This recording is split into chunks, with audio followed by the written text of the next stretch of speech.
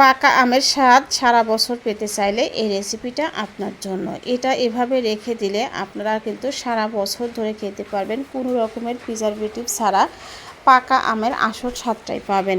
আর মাত্র 50 টাকা খরচ করে আমি 400 টাকার মতো রেসিপি বানিয়ে ফেললাম।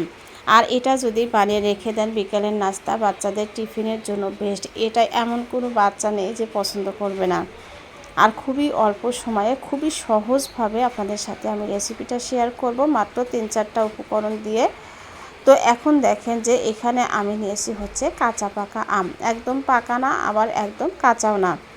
তো আমি দুটো আম নিয়েছি, এর ওজন হবে প্রায় 1 কেজির কাছাকাছি হবে। এখন আমি গ্রেটার দিয়ে গ্রেট করে নিচ্ছি। আপনারা ইচ্ছে করলে কিন্তু ছোট ছোট পিস করেও কেটে নিতে পারবেন, অথবা আপনারা আস্ত অবস্থাতেও সিদ্ধ করে নিতে পারবেন। এখন আমি এই যে পাতিলের মধ্যে দিয়ে দিব। তো পাতিলের মধ্যে দিয়ে দেওয়ার পরে এখানে আমি দিয়ে দেব হচ্ছে ফিল্টার করা পানি 2 কাপ। পারফেক্ট রেসিপি বানাইতে চাইলে আপনাকে কিন্তু পানিটা ইউজ করতেই হবে।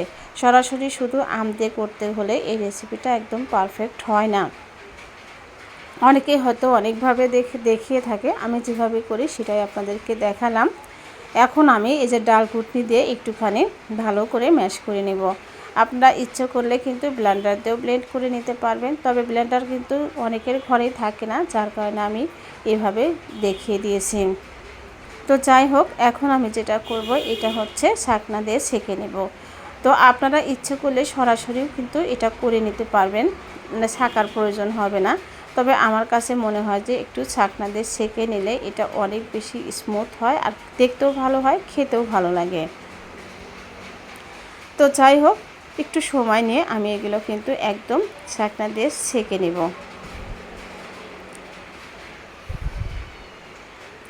আর এখানে আমার একদম ঘন জুসটা বের হয়েছে।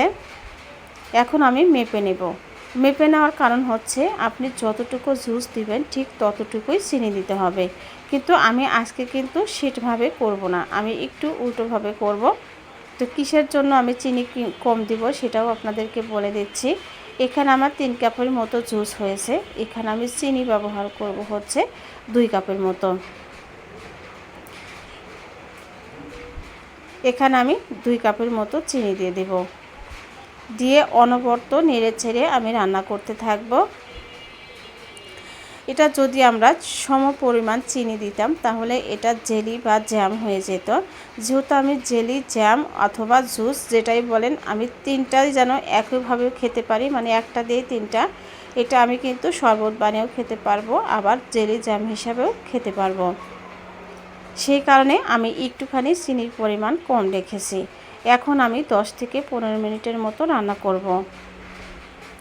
দেখেন আস্তে আস্তে কিন্তু ঘন হয়ে আসছে। তো এখন আমি দিয়ে দেব হচ্ছে কিছুটা লেবুর রস। লেবুর রস দিলে কিন্তু অনেক ভালো একটা উপকার হয়, দীর্ঘদিন ভালো থাকে।